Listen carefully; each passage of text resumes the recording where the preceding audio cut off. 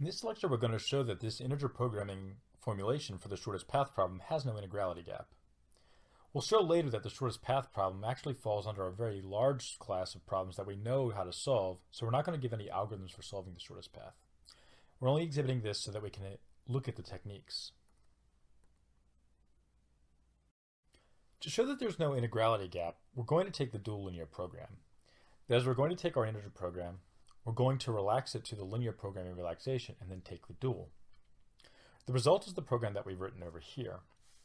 The dual variables are pi I. That is, there's a dual variable for every node I. There's also two particular dual variables, pi t and pi s, that appear in our objective function. If we were to mechanically take the dual, it would be obvious how these things are appearing. For now, we just note one thing, or rather two things. The first is that the value of these pi's is unconstrained. There is no bound on the values, and they don't lie on a lattice. That's because this is the dual of a linear program. Second, there's only one constraint to this program. That is, pi j minus pi I is less than or equal to the weight of the arc between I and j for every arc ij. We're going to construct a feasible solution of this dual linear program. To do so, we're going to set pi s equal to 0. And then for every other node, we're going to set the value of pi I to the value of the shortest path between s and I. This is all we need to do for our feasible solution. What we need to do now is verify that this actually satisfies our constraints, in this case just the single constraint. To do that, we'll look at a particular arc ij, and we'll verify that the constraint is satisfied for this arc. First, we note that the shortest path from s to I has value pi I. That's how we've constructed our feasible solution.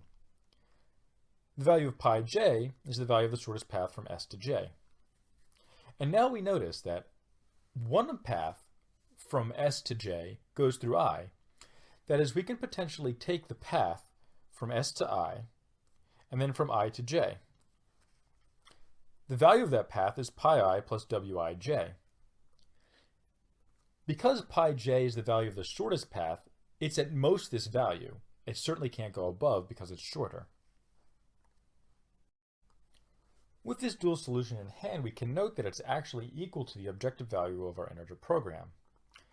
That is, z star is equal to the value of the shortest path from s to t, which we said is pi t.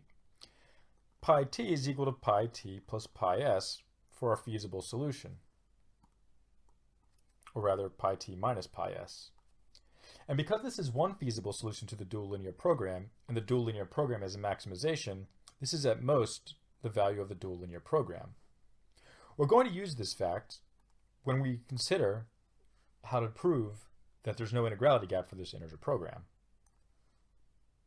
So now we'll prove that there's no integrality gap. The first fact we have is the one that we just started with. That is, the value of our integer programming solution is equal to the value of our feasible solution that we created, which is at most the value of this dual linear program. The second fact we're going to keep in mind is that the value of our integer program, z star, is at least the value of our linear programming relaxation, which is equal to the dual linear programming relaxation.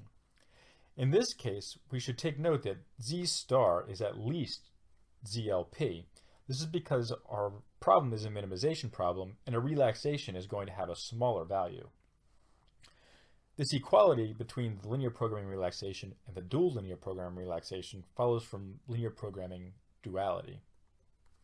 Taking these facts together, we can conclude that z star is equal to the value of the dual linear program.